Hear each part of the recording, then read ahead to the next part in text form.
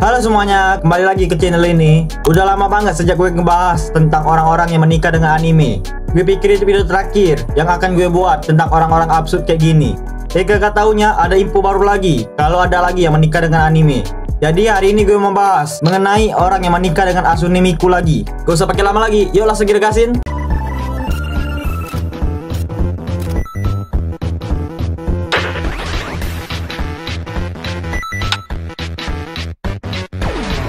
Info ini gue dapet dari tweet Akihiko Kondo bahwa dia bertemu dengan seseorang yang menikah dengan Asune Miku juga.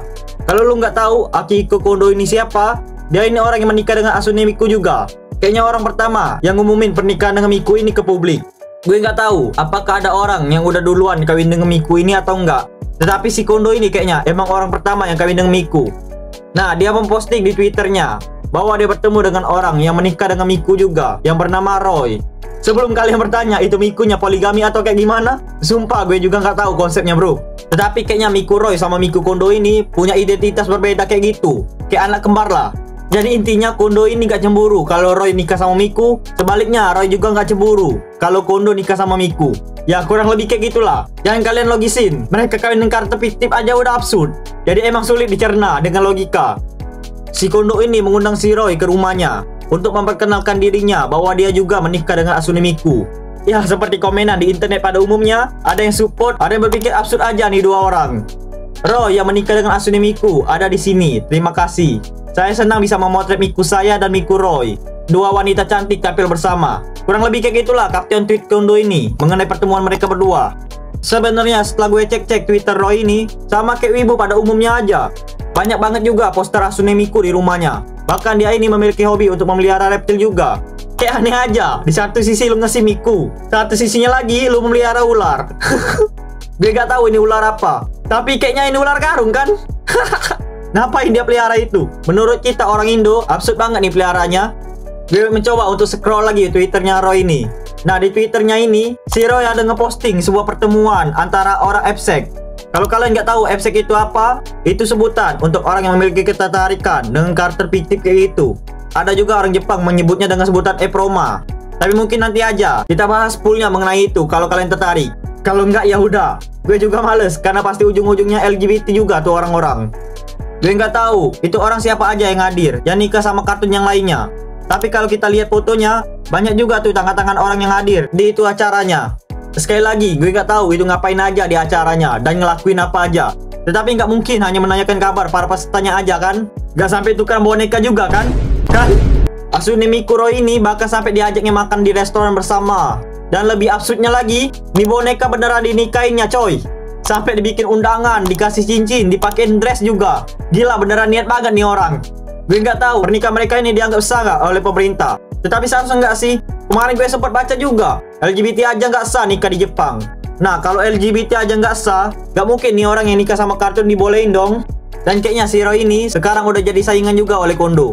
Karena sejak dia ini muncul di publik, nama dia juga sering disebutkan sekarang. Bahkan si Roy ini sampai masuk TV. Ya tinggal tunggu waktu aja sampai Akihiko Kondo ini nggak kepake lagi. Walaupun kita menganggap si Roy ini aneh sekarang, tetapi emang sebelumnya Roy ini pernah menikah. Beneran nikah sama manusia coy. Cewek, beneran cewek. Bahkan sudah memiliki 2 anak, cowok semua. Nah sejak cerai dengan mininya ini, si Roy ini sebulan kemudian baru menikah dengan Asune Miku. Gue juga nggak tahu masalah rumah tangga si Roy ini kayak gimana. Apa emang bininya cemburu atau marah karena si Roy ini lebih deket sama Asune Miku, makanya mereka cerai? Atau bininya udah nggak suka aja, makanya mereka cerai. Baru Asune Miku ini jadi bahan pelarian si Roy. Gue juga nggak tahu apa penyebab mereka cerai. Makanya aneh aja pas gue lihat Twitternya. Lah kok memelihara reptil juga? Nih orang beneran wibu akut atau bukan sih? Ya gak taunya memang sempat ada bini juga. Yang berarti emang normal dulunya. Dulu tapi. Mengenai komunitasnya tadi yang pecinta kartun itu, si Roy ini bilang bahwa membernya udah lebih dari 200 orang. Dan 90%-nya adalah cewek. Yap, kalian gak salah dengar. Kayaknya di otak kita kalau sebut wibu pasti bayangan cowok yang muncul.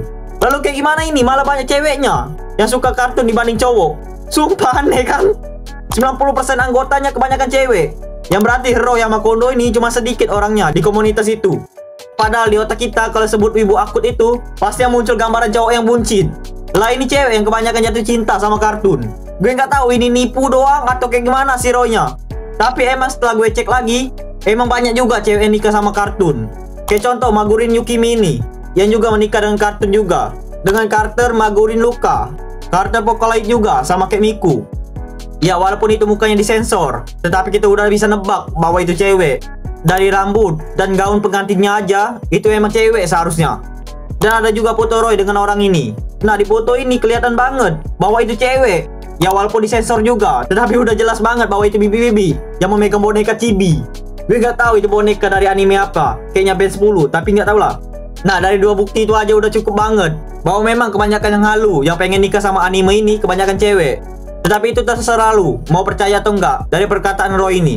Ya mungkin kita cukup terkejut juga, karena gue pikir orang-orang yang menikah dengan anime ini pasti om-om buncit doang.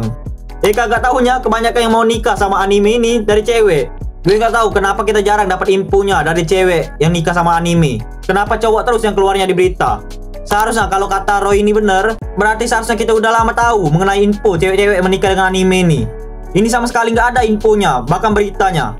Info mengenai cewek yang menikah dengan anime ini aja baru gue dapetin setelah ubek-ubek situs Jepang. Kalau nggak beneran gue cari, nggak mungkin info mengenai ini gue dapet, bahkan gue tahu. Dan sekali lagi ini yang masih gue bingung. Ini mereka beneran kawin atau cuma caper doang, biar populer kayak gitu? Karena sering banget juga gue lihat orang posting bahwa dia nikah sama anime atau kartun kayak gitu. Gue pikir mereka ini cuma mau populer doang. Kayaknya emang pinter nih orang-orang. Tetapi kita nggak tahu atau nggak sadar sampai ngatain mereka bodoh. Taunya itu emang tujuan mereka biar makin populer.